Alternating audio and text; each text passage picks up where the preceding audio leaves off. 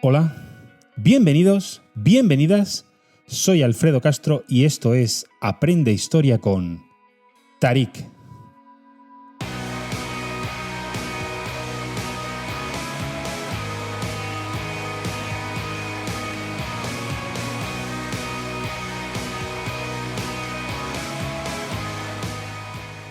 Los visigodos. Pueblo germánico. Tienen orígenes comunes con los ostrogodos. Proceden del sur de Escandinavia, emigrando al territorio de la actual Polonia y de allí al Mar Negro, donde desde el siglo IV son federados de los ejércitos imperiales. En este momento se cristianizan bajo el credo arriano y se separan de los ostrogodos. En un proceso de migración a Occidente, en el año 410, los visigodos saquean Roma al mando de Alarico y durante el siglo V se hacen autónomos del poder romano, controlando territorios de la Galia e Hispania y estableciendo su capital en Toulouse.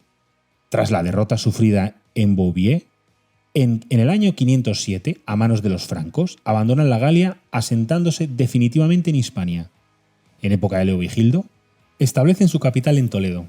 Su hijo Recaredo se convierte al catolicismo en el Concilio III de Toledo del año 589, abandonando el arrianismo, lo que propicia su fusión étnica con el pueblo hispano-romano. En su proceso de expansión, en el año 585 ponen fin al reino suevo, que ocupaba el noroeste peninsular, y en el 624, con su Intila, expulsan a los bizantinos que habían ocupado la costa sudeste de la península. Las Islas Baleares permanecen bajo control bizantino. Finalmente, en el año 711, las tropas del Califato Villa de Damasco atraviesan el estrecho de Gibraltar, conquistando en pocos años la práctica totalidad de Hispania, poniendo fin al reino visigodo.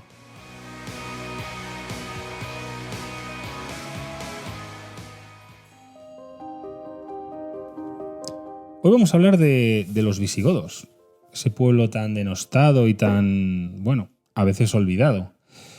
Me apetecía mucho hacer un Tarik sobre esto.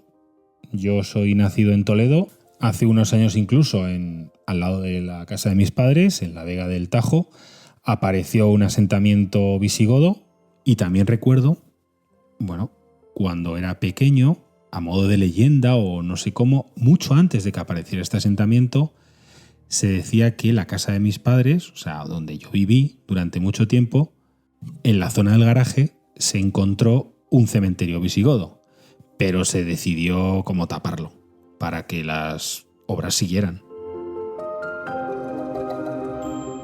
Toledo, que es un sitio superhistórico donde cada civilización construye encima de la anterior, pues queda poco de ese Toledo visigodo, pero aún la memoria perdura. Los visigodos fueron una rama de los pueblos godos, que son unos pueblos germánicos orientales, que también fueron llamados los pueblos bárbaros por griegos y romanos. Esto es una onomatopeya. Los griegos los llamaban bárbaros porque les oían hablar y hablaban como ba, ba, ba, ba, y entonces de ahí salió la palabra bárbaros. Vivieron en el norte del imperio, asentándose hacia el siglo III al norte del Danubio. El nombre de visigodos va a ser un término más o menos didáctico, ya que en realidad van a ser godos, pero se usa este término tal vez para diferenciarlos de sus hermanos los ostrogodos, que quedaron afincados en Italia, mientras que los visigodos son los que llegaron a la península ibérica, a Hispania. Como decía, los godos van a estar asentados al norte del Danubio durante el siglo III, en la frontera del Imperio Romano, y manteniendo tanto unas relaciones comerciales como unos conflictos bélicos que van a tener durante varios siglos. En el año 376 se produce el paso definitivo del Danubio por la mayor parte de los grupos godos, y en el 378 la victoria total de estas sobre los romanos. Después de esto va a ser un pueblo itinerante, sobre todo por las provincias del Imperio Romano Oriental. Sin embargo, su acción geográfica se va a instaurar en los Balcanes. En ese momento hay un tío que va a ser el líder, que se llama Alarico, y Alarico va a llevar a los godos a Grecia y después a Italia. y en el siglo V Alarico saquea Roma, en el año 410. Después de esto, después de que Alarico muera, pues va a pasar la jefatura de los godos al cuñado. Esto es muy típico, al cuñado, que se va a llamar Ataulfo. O sea, el tío tiene un cuñado que se llama Ataulfo. Esto es bastante peculiar. Que, conduce a los godos a la Galia y luego a Hispania. A Barcino, más exactamente, que es la antigua Barcelona. Este Ataulfo va a ser asesinado en Barcino, en el año 415. Esto de los asesinatos entre los visigodos va a ser algo bastante típico y que se va a dar bastante habitualmente. Bueno, pues ahora se va a poner al mando Walia, que va a lograr un pacto con el Imperio Romano para llevar a cabo campañas militares en Hispania. Esta gente no tenía Netflix ni nada de esto y entonces lo que se dedicaban era a tener acuerdos para guerrear para otros. Bueno, como decía, llevan a cabo campañas militares en Hispania contra suevos, vándalos y alanos, que habían cruzado los Pirineos y ya andaban por Hispania. Durante esta época, la capital de los visigodos va a ser muy itinerante y se va a situar en Toulouse, lo que va a llamarse el Reino de Tolosa. Este reino visigodo de las Galias va a durar más o menos un siglo. Y en el siglo VI se va a producir el traslado definitivo a Hispania, por varios factores.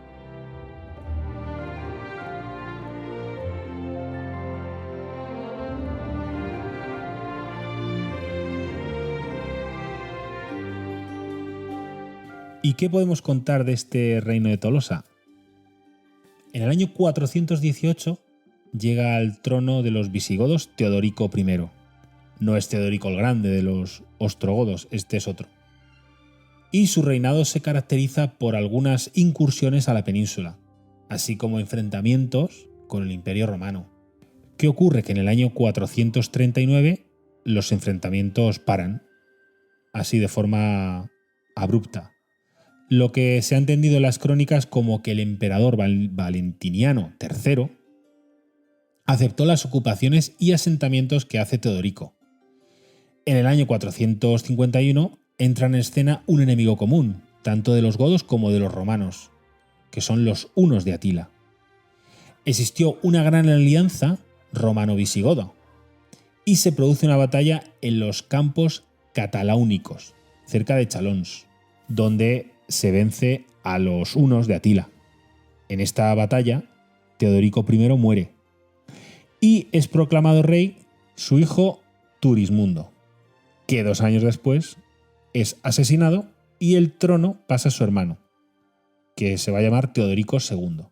El Imperio Romano se va debilitando cada vez más. Recordemos que en el año 476 va a caer el Imperio Romano Occidental definitivamente. No así el Imperio Bizantino, que va a estar durante algún tiempo más, algunos siglos. Bueno, en definitiva, el Imperio Romano se va debilitando y el Reino de Tolosa, al contrario, cada día está más a tope. Van a tomar la plaza de Narbona para así tener salida al mar Mediterráneo. En el año 466, Teodorico va a ser asesinado por su hermano Eurico, que va a acceder al trono directamente. Eurico consigue ampliar y asentar el reino de Tolosa hasta su muerte en el año 484. A finales del siglo V, el reino de Tolosa es una gran entidad política que va a incluir una población con fe católica, los galos-romanos e hispano-romanos, y otra con fe arriana, que van a ser los godos. En aquella época la diferencia teológica de las dos fes pues era inmensa. Ahora nos parece una chorrada, nos puede parecer una chorrada. Pero básicamente los arrianos no creen en la Santísima Trinidad, creen que, pues el Padre es superior al Hijo, digamos, ¿no? Sin embargo, los católicos, pues el Padre, el Hijo y el Espíritu Santo son lo mismo. Bueno, ya le dices a un visigodo el tema del Espíritu Santo, lo de la paloma y tal, y ya se nos viene abajo. Y a finales del siglo V, pues está un rey visigodo que es Alarico II, que es el que, pues se tiene que enfrentar a los francos, porque le están metiendo mucha presión desde el norte. con su líder Clodoveo. Alarico intenta firmar la paz, pero esto no va a ser posible y el enfrentamiento franco-visigodo va a ser inevitable. ¿Qué pasa aquí? Que la población hispano-romana, por el tema de la fe católica, es mayoritaria y entonces Clodoveo, con ojo, el tío se convierte al catolicismo. Y Alarico II, con la idea de ganarse a los habitantes galorromanos e hispano-romanos, realiza un brevario de Alarico, que se trata de un compendio de leyes de derecho romano, para que la población se rigiera por tal derecho, más por el derecho romano que por el derecho godo, con la idea de contentar a la aristocracia galorromana y también a la Iglesia católica, para que estuviera de su lado en caso de una guerra. Los visigodos recibían mucha presión del norte por parte de los francos, que se habían aliado con Bizancio, que es el Imperio Romano Oriental, y les estaban dando caña por ahí. En el año 507, los visigodos, con Alarico II, van a ser derrotados en Bouillé. Perdonad si lo pronuncio mal, pero mi francés, pues oye, es lo que hay. Esto está a medio camino entre Burdeos y la actual París. Incluso en esta batalla va a morir Alarico, y según las crónicas muere a manos del propio líder de los francos, Clodoveo. En el año 508, los ostrogodos ayudan a sus hermanos visigodos y hacen retroceder a los francos y se imponen en la guerra civil por la sucesión de Alarico II. Le sucede en el trono a Malarico, hijo de Alarico II, que es nieto de Teodorico el Grande, que es el jefe, digamos, de los ostrogodos, lo que hace que Teodorico pase a ser el regente del reino visigodo.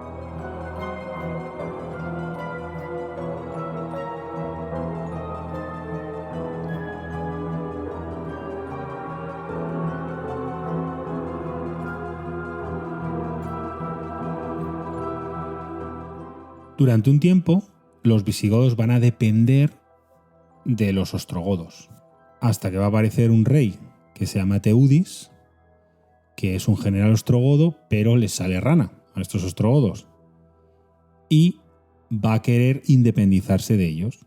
Teudis, en el año 546, va a trasladar la capital a Toledo como un movimiento estratégico, como un intento de expandirse hacia el sur y al oeste. Sin embargo, esto a Teudis le va a costar la vida y va a ser asesinado 2 años después. Pero ya se habían sentado las bases para que el reino de Toledo comenzara.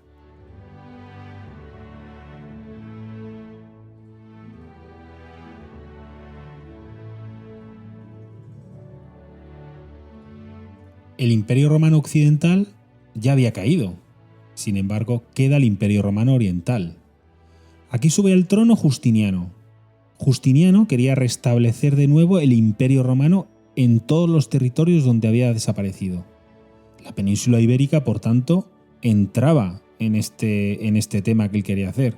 Y en el año 552, las tropas bizantinas entran en la península ocupando la franja costera levantina hasta el estrecho. Tarda unos 10 años desde que llega al trono hasta que llega a la península. Vamos a ver, esto también hay que ponerlo en el contexto.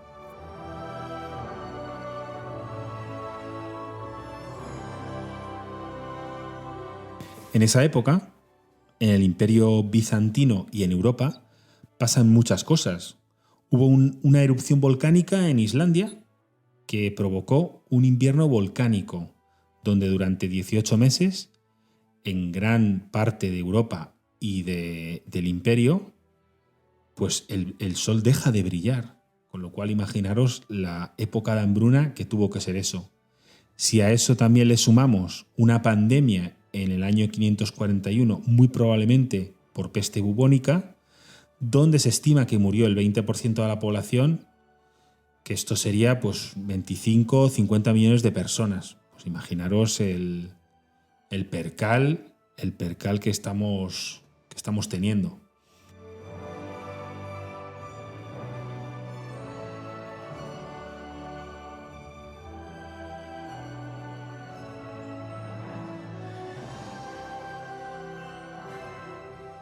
Bueno, como os decía, las tropas del Imperio Bizantino llegan a la península en el año 552 y van a ocupar los territorios suroeste de la península, entre el estrecho y el sur de Valencia, además de algunas zonas, franjas interiores del territorio bético y cartaginés.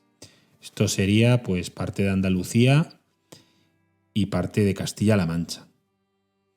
Y van a ocupar ciudades como, por ejemplo, Asidonia, que es Medina Sidona, Malaca, será Málaga, y Yici, que es Elche, y Cartago Espartaria, que será Cartagena. Justiniano fallece en el 565 y va a ascender al trono Leovigildo, que será conocido como el rey de los hispanos.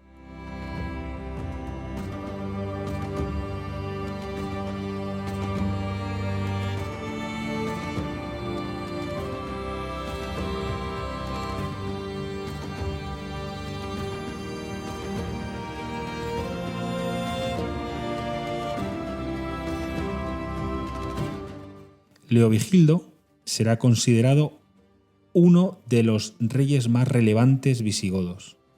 Va a reinar del año 569 al 586 y va a culminar el proceso de construcción del reino visigodo de Toledo. Y como dice José Soto Chica en su último libro, Leovigildo, rey de los hispanos, si Leovigildo hubiera sido rey en Britania o en Escandinavia, pues su vida hubiera sido leyenda. Sin embargo, le tocó Hispania y bueno, pues es historia nada más. Leovigildo va a ser un rey que va a triunfar pues como rey, como general, va a ganar innumerables batallas y con él realmente empieza el reino de Toledo. Leovigildo va a transformar ese reino, va a crear un reino centralizado y poderoso. Durante su reinado se va a enfrentar al reto de unificar étnica, religiosa y territorialmente una monarquía hasta entonces enfrentada en un guerreo constante, con francos por el norte, bizantinos por el sur y suevos por el noroeste. La idea de Leovigildo va a ser la de ser un emperador romano. Va a ser el primero que se presente a su corte con una corona, con un manto púrpura y con un cetro. Luego será imitado por ello. El rey dejaba de ser un igual entre sus nobles para presentarse por primera vez frente al pueblo y la aristocracia como un poder superior. Ponía fin a la tutela simbólica del emperador romano de Oriente. Leovigildo va a estar totalmente romanizado. Quiere ser un emperador romano.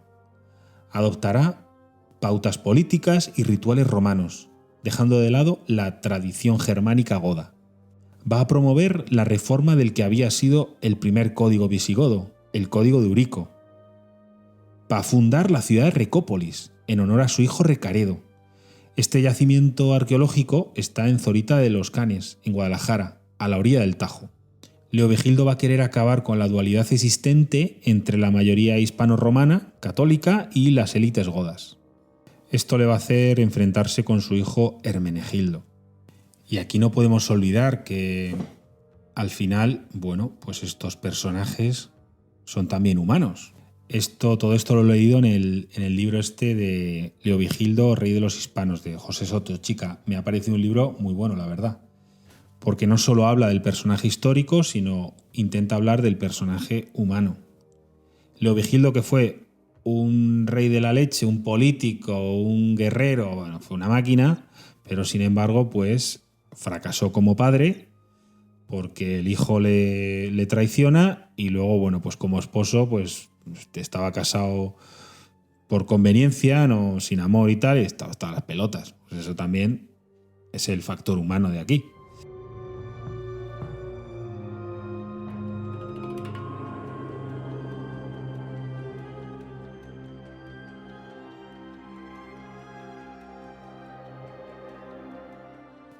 Bueno, aquí en el tema religioso hay una minoría que es arriana, que ya hemos explicado lo del tema teológico que parece una chorrada, pero que en esa época era insalvable.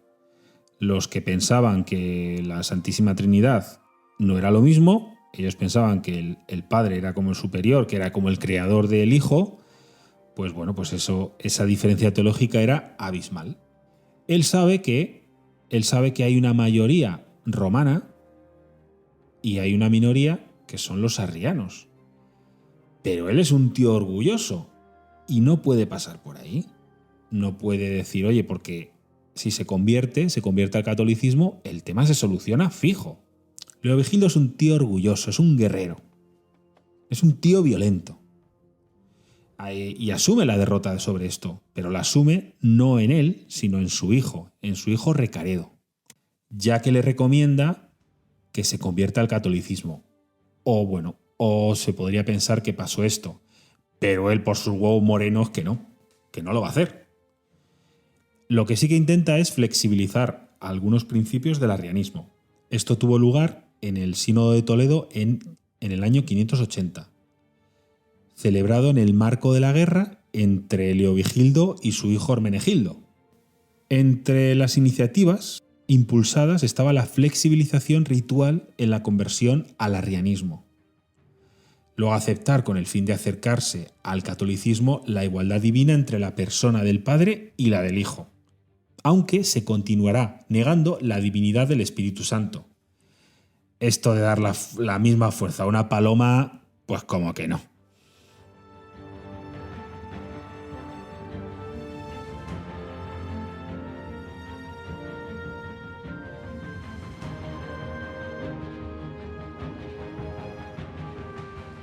Va a haber una guerra civil entre su hijo, Hermenegildo, y Leovigildo. Hermenegildo se va a convertir al catolicismo, para así recibir el apoyo de la aristocracia católica, de la provincia bética y probablemente de la realeza católica sueva.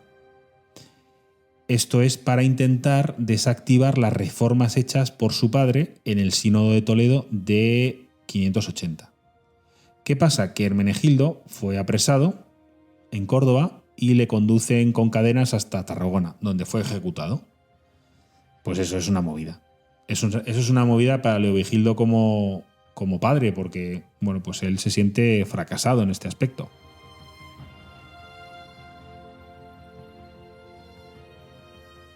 En el año 585, Leovigildo acaba con el reino suevo y lo integra. Unos meses después el rey muere, dejando a Recaredo como sucesor. Deja como legado un reino que ya sí que había profundizado en la identificación con Hispania y en un poder consolidado. Recaredo asciende al trono en el año 586. 10 meses después de comenzar su reinado se convierte al catolicismo, siendo el primer rey visigodo que da este paso. También consigue que los sacerdotes de la creencia arriana hagan lo mismo, consiguiendo esa unificación religiosa. Al fin y al cabo, la población hispano-romana era mayoría. Cuando los visigodos se lanzan a ocupar la península ibérica y tomarla como su espacio principal de su asentamiento, estos pasaron a formar parte de una minoría social, frente a una mayoría de origen romana. Esta mayoría podía oscilar entre 8 y 12 millones de habitantes, y en las estimaciones más optimistas, la población de origen godo no superaba los 200.000 individuos.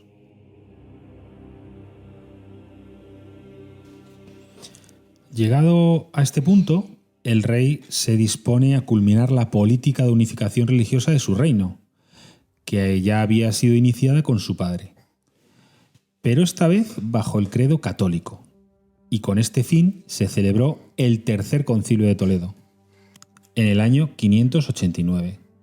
Es seguro que la Iglesia, a partir de aquí, adquiere un auténtico control sobre todos los ámbitos, no solo el religioso, sino el político, el económico, sobre también las relaciones personales, la cultura, etc. La Iglesia va a disfrutar de donaciones y privilegios y se va a enriquecer de forma exponencial. De esta forma, episcopados y algunos monasterios se van a constituir como grandes terratenientes, básicamente en los principales propietarios del reino. El paisaje se va a llenar de construcciones religiosas.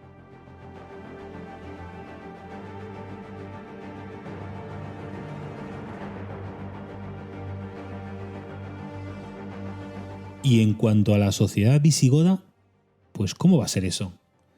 Bueno, recordemos que Leovigildo va a derogar la prohibición de matrimonios mixtos entre romanos y godos. Aunque este mestizaje ya se estaba dando tiempo atrás.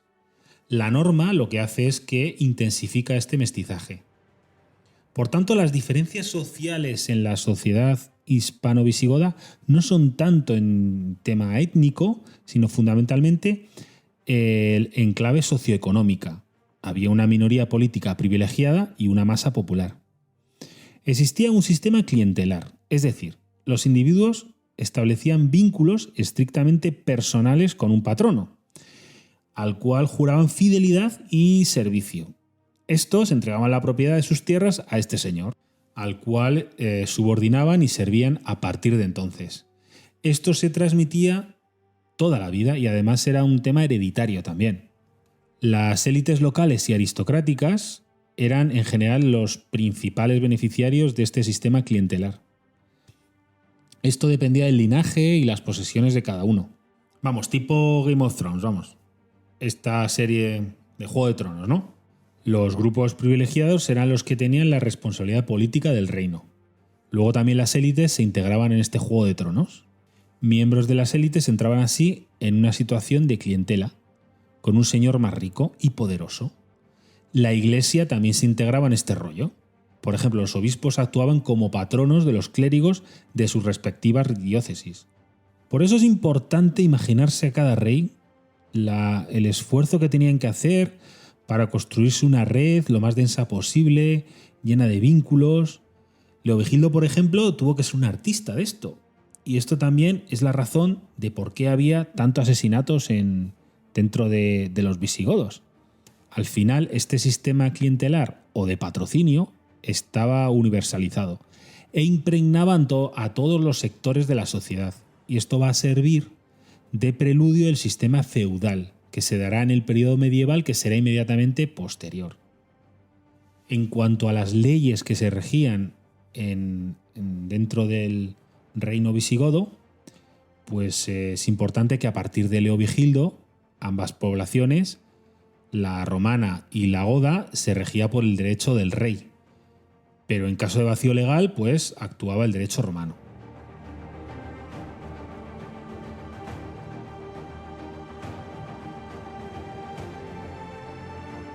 No hemos hablado de unos pueblos que siempre estaban en constante guerreo, que eran los cántabros y los vascones, que tuvieron una relación con los visigodos un tanto tormentosa.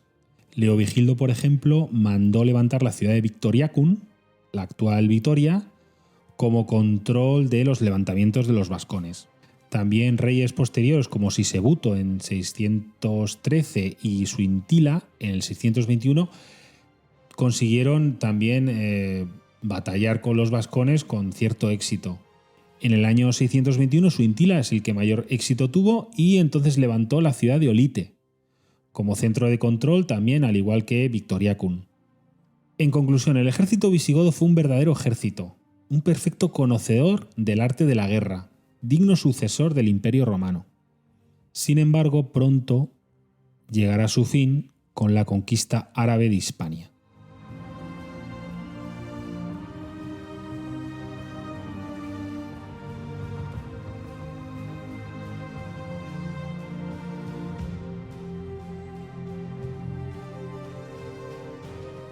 Oh gentes, ¿hacia dónde vais a huir si el mar está detrás de vosotros y el enemigo frente a vosotros?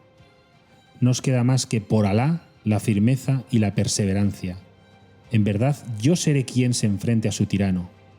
Por mí mismo no abandonaré hasta que me encuentre con él, o cargue antes muerto en el intento.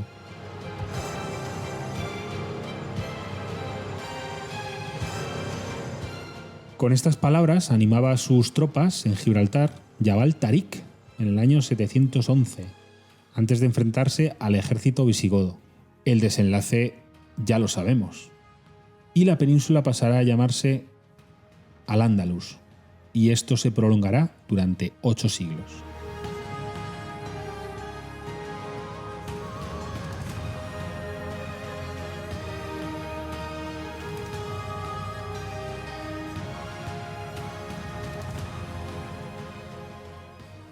Tras la constitución del califato omeya de Damasco, en el año 661, esta dinastía árabe recuperó el impulso expansivo del Islam. Uno de sus objetivos fue el Magreb. Esto no fue fácil, las autoridades bizantinas controlaban esta zona, por lo que la resistencia fue grande. Las poblaciones locales fueron conocidas como bereberes por los árabes y estaban más o menos romanizadas.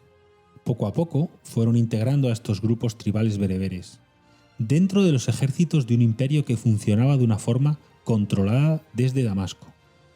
Así que la conquista de Al-Ándalus fue una consecuencia de este proceso.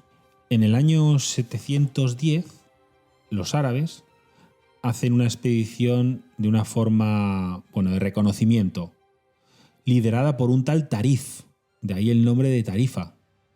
Sin embargo, un año después, en el año 711, se produce la expedición definitiva, liderada por Tariq Siyab. Tariq es un liberto bereber al que Musa había confiado el mando. Musa era el jefe de Tariq.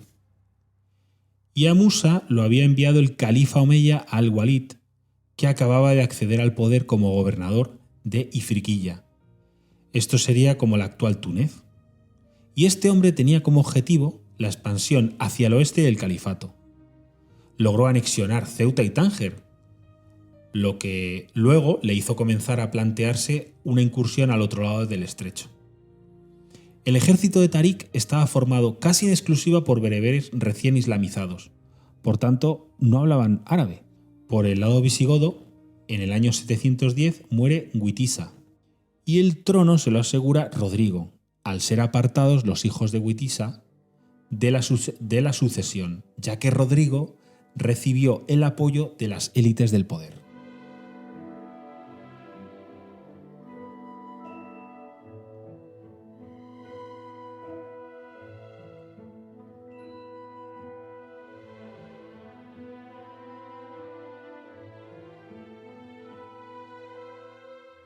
La conquista del Al-Ándalus fue un proceso relativamente rápido. Algunos cronistas de la época dicen que Tariq recibió ayuda de Julián, hombre de alto rango afincado en Ceuta, el cual puso a la disposición de Tariq, sus propios barcos, motivado por un presunto deseo de venganza contra el rey Rodrigo. Hay una leyenda que se cuenta en Toledo que se llama la leyenda de la cava, o el baño de la cava, donde, Rodrigo, que estaba por ahí por el río, ve a una chica y queda prendado de ella. Se puede dulcificar la leyenda todo lo que quieras, pero parece ser que lo que hace es violarla. Y esta chica es hija de Julián, esta persona de alto rango de Ceuta. Y por eso puede ser que esté motivado este deseo de venganza contra el rey Rodrigo. Sin embargo, otros autores atribuyen un papel decisivo a los hijos de Witiza, que llegaron a un acuerdo con Tariq para combatir a su lado. Yo con lo que veo con todo esto es que Tariq era un tío muy espabilado, y el tío era un listo, y se unía con otros, y conseguía, conspirar bastante bien.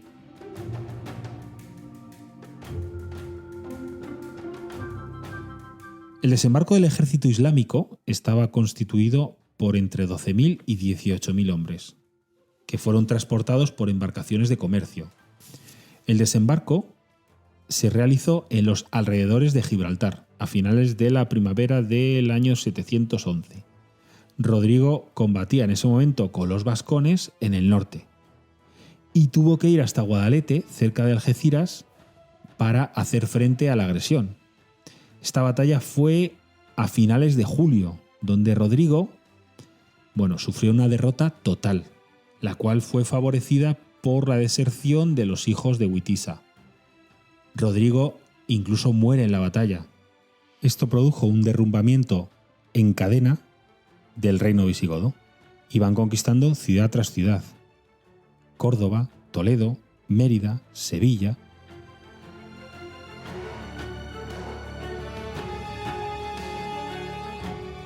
En el año 713, Musa llega a Toledo para reunirse con Tariq. Al gobernador de Ifriqiya esto le toca un poco las pelotas, ya que Tarik no le espera. Pero Tarik es un artista, ¿cómo le iba a esperar? ¿Cómo iba a esperar? La cosa es que se enfada porque se queda sin botín. Y además Musa también es refrentado por su califa, el califa de Damasco, por el mismo tema. En el año 718, la conquista se había completado. Y todo su dominio fue incluso más allá de los Pirineos, lo que duró esto varias décadas. Vamos, que llegaron hasta el sur de Francia y bien entrado Francia.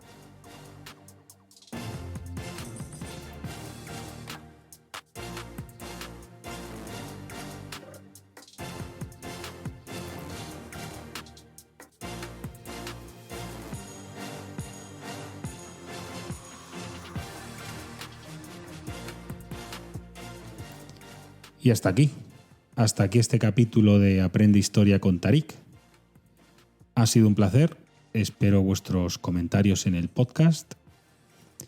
Gracias por escucharme y os espero en el próximo capítulo de Aprende Historia con Tarik.